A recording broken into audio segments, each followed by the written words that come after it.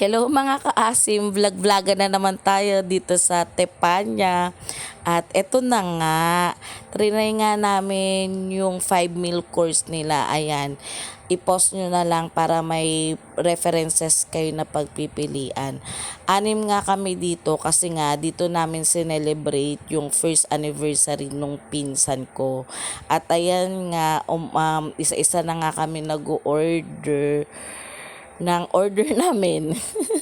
Ito nga pala yung first course and yung iba isa-serve na rin yung second course pero yung iba nandun niluluto pa rin. At ayan na nga, nagsisimula na nga yung galit ko sa'yo. Ay, galit? Hindi, nagsisimula na palang magpaapoy si chef. Ayan nga, diba? May paganyan na si chef. Ayan, 'di ba? Ayan, siya pala yung chef namin nung araw na 'yan. At ito pala yung fourth course and yung ibang second course namin. Ayan, soup na 'yan.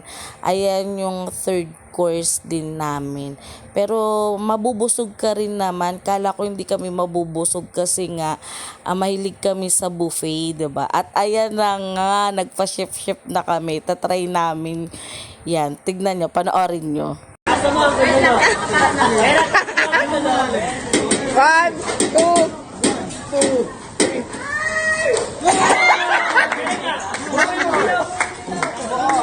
One more.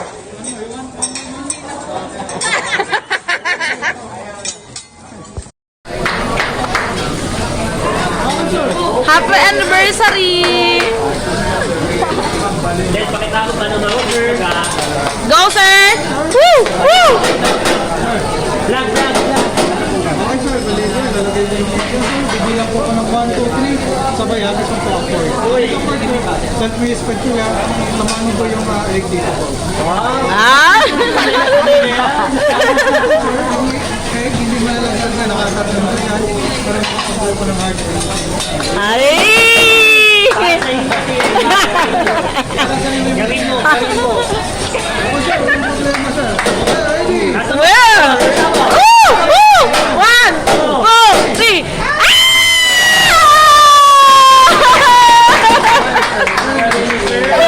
Anong heart natin yan? I-heart mo daw. Kaso nga, sir. Naubos na lahat yung laman. One more. Tingnan mo na. Sir, agis ang 5. Tamaan mo yung egg. Later, sir. Nakatas lang yung egg dyan. Ang galing na kay Monchik eh, no? Hindi warak na sa masyado.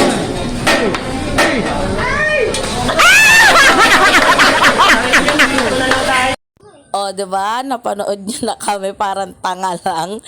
At dito rin pala kayo makakakita ng dessert na niluluto. Pak! Ayan nga pala yung pang 5th course nila. Ilalagay ko na lang sa caption or sa comment yung mga suggestion ko na pwede nyong orderin pag nakapunta kayo dyan. Masarap din yung dessert nila. Tignan nyo na lang yung kung paano matatapos yan mga kaasim. Sige, bye-bye!